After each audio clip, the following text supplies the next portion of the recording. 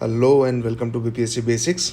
Elimination के लिए modern history का देखिए एक अगला सवाल 69 बीपीएससी में आया हुआ था। अब पॉज करके आप क्वेश्चन को पढ़ लीजिए। आई होप कि आप ये क्वेश्चन आपने किया भी होगा बहुत बार, और ऑप्शंस को देख लीजिए। ठीक है, अब इसमें देखिए एलिमिनेशन कैसे लगाएंगे। हमने हमेशा ये पढ़ा है, हम जब पढ़ते हैं तो फोकस क्या रहता है कि नॉन कॉपरेशन मूवमेंट है, तो नॉन कॉपरेशन मूवमेंट में क्या क्या क्या क्या डेट वगैरह सब कुछ याद रखते हैं। बट अगर आप इसको पढ़ो तो आपको अब समझ में आ रहा हो कि बीपीएससी जो है वो एक लेवल थोड़ा अंदर जाके सवाल पूछ रही है।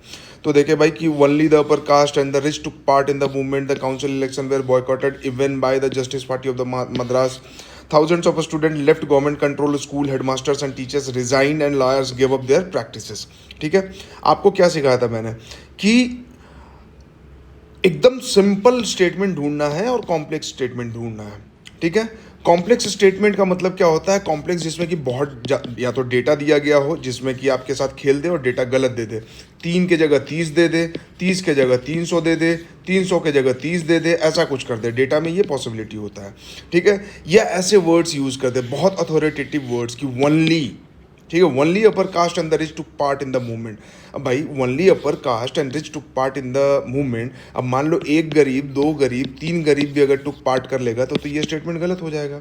और इतना बड़ा मूवमेंट जो गांधी जी का मूवमेंट था और वो भी चंपारण मूवमेंट के बाद हुआ है, तो आपको लगता है कि इसमें सिर्फ अपर कास्ट और सिर्फ रिच ने पार्टिसिपेट किया होगा? नहीं, बिल्कुल नहीं, ये स्टेटमेंट पूरी तरह से गलत है।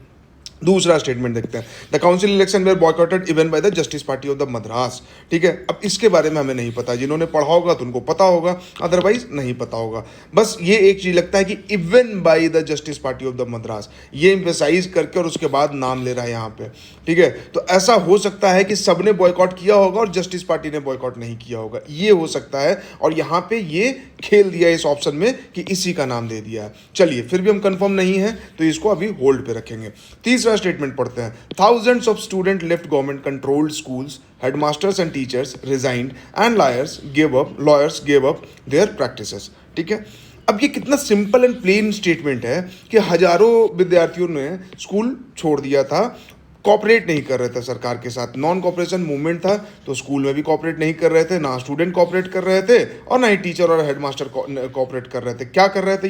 ये रिजाइन करके नॉन कॉपरेशन कर रहे थे। लॉयर्स रिजाइन करके अपना प्रैक्टिस छोड़ के नॉन कॉपरेशन कर रहे थे।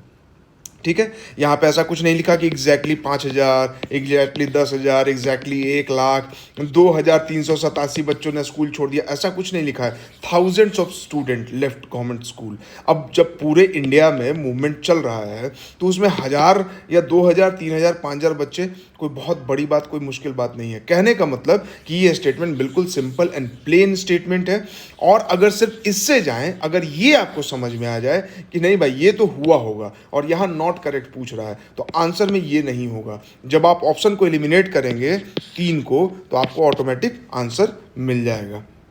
ठीक है, 3 को आप एलिमिनेट करेंगे, देखिए ये 3 को आप एलिमिनेट करेंगे, ऑटोमेटिक आपको सी आंसर मिल जाएगा। बाकी तो ये तो गेम है भाई, इस पर तो फंस सकते हैं। तो ये तो डी ऑप्शन जो है more than one of the above, ये तो होगा नहीं, ऑब्वियस सा बात है।